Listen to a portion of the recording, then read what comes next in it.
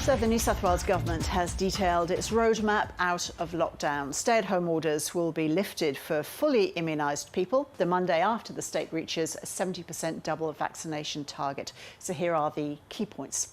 Up to 5 visitors will be allowed in a home where all eligible people over the age of 12 are vaccinated. Up to 20 people can gather in outdoor settings. Hospitality and retail stores can reopen subject to the 4 square metre rule. Personal services like hairdressers and nail salons can also trade under the same rules, and gyms and indoor recreation facilities can open and will be allowed classes for up to 20 people.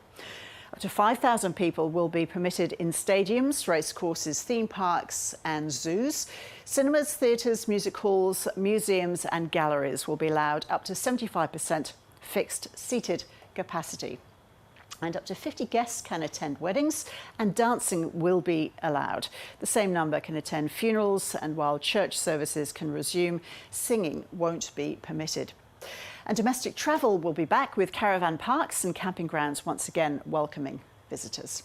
Let's look more closely now at this New South Wales roadmap out of lockdown. Also announced this morning easing restrictions for the mid and north coast regions of the state, which will be released from lockdown at midnight on Friday. Here is Professor Mary Louise McLaws, who's an epidemiologist from NSW. Mary Louise, hi there. So people who have been double vaccinated can get out of lockdown once 70% of the eligible population is inoculated in New South Wales. When do you estimate that that 70% target will be reached? Good afternoon, Ros.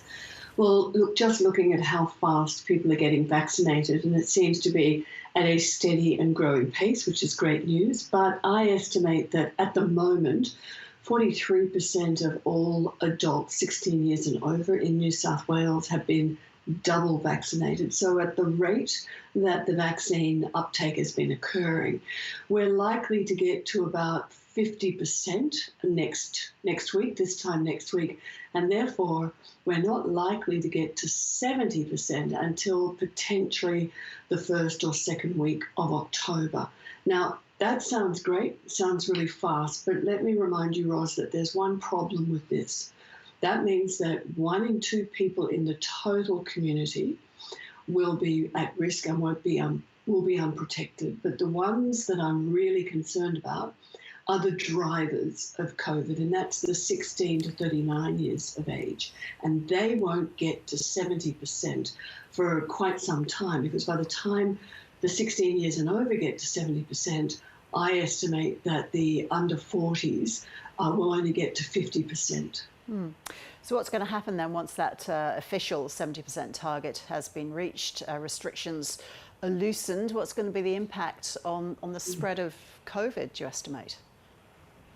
Well, if we use rapid antigen testing, we won't have a disaster where we'll have young people acquiring it and going to hospital and spreading it.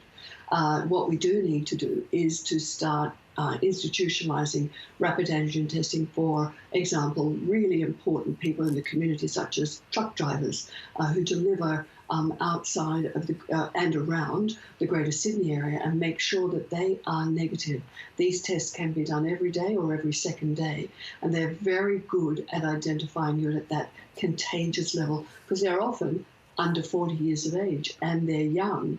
And so we really do need to start including rapid antigen testing. So I've noticed that in some of your graphics where we're getting back to some sort of normality, still with a capacity limit, but nevertheless, there still will be people who can sadly acquire COVID, and without double vaccination, that transmission risk still exists. So we need people to be double vaccinated in really important group, the 16 to 39-year-olds. So I would hope our government focuses on them in the next 2 weeks and really prioritises getting them double vaccinated.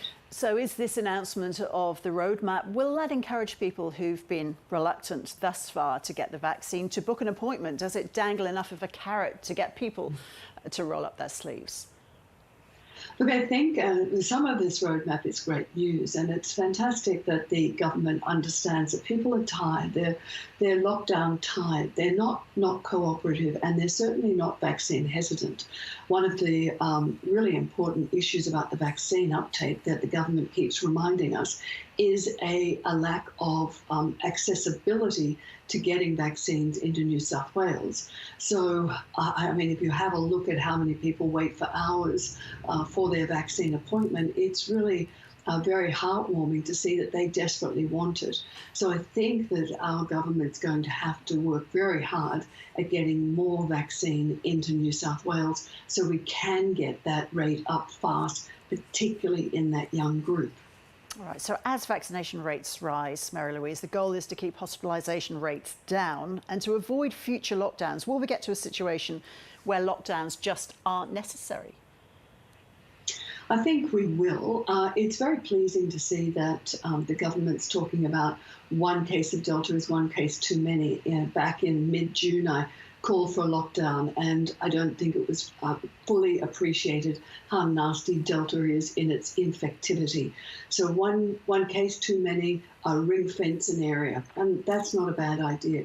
But we may not even need that if, of course, we can get the young ones vaccinated as soon as possible. And the other part of this plan, which is very heartwarming, is seeing that the 12 to 15-year-olds are going to be vaccinated once, of course, the adults, but particularly, I keep harping on it, the 16 to 39s get vaccinated. But it's great that they are in the plan. So that's really good news. Right, just looking overseas while we have you, Mary-Louise, Israel became the poster country for getting out of COVID and getting out of lockdowns. The majority of the population was double vaccinated. Life had basically returned to pretty much normal. But now they're having the highest infection rate of any country in the world. What happened and what lessons can be learned from their experience? Well, yes, well, a couple of things, actually. So we were very fortunate that Israel has given us so much real-world lessons learned. And one of them was they had a great uptake initially. It was really excellent into the 60s of the total population, and that wasn't really enough. And then they had trouble, as we will, in getting the group that are slow to make this decision. They're not, I don't like to call them hesitant, they're just slow. And so we should try to get the vaccine to them rather than putting barriers in front of them. But the other issue with Israel was that they started rolling out early in December. So your antibodies, your neutralizing antibodies, do start to wane after about 9 months after your second dose. So the elderly had had their second dose by the end of January, February, and so of course you started to see their neutralizing antibodies wane and their infection rates going up. The hospitalisation wasn't as bad as it could have been, particularly for the young, but it is important to understand that we will have to start factoring in booster shots, probably not annually, but more at 9 months each year. So we're going to have to get more vaccine. And WHO would prefer us to vaccinate our, neighbours next door, Papua New Guinea, Indonesia, because we're not going to be safe until everyone's safe. But the reality also is that we need to look after the elderly or the immunosuppressed. We don't yet need to look after the Category 1 healthcare workers because they started to get vaccinated in April, so they'll be very safe for quite some time. And don't forget, they also wear masks and full protective gear. So we don't need to start rushing to booster shot them right now. Mary-Louise McLaws, thank you so much. Stay safe.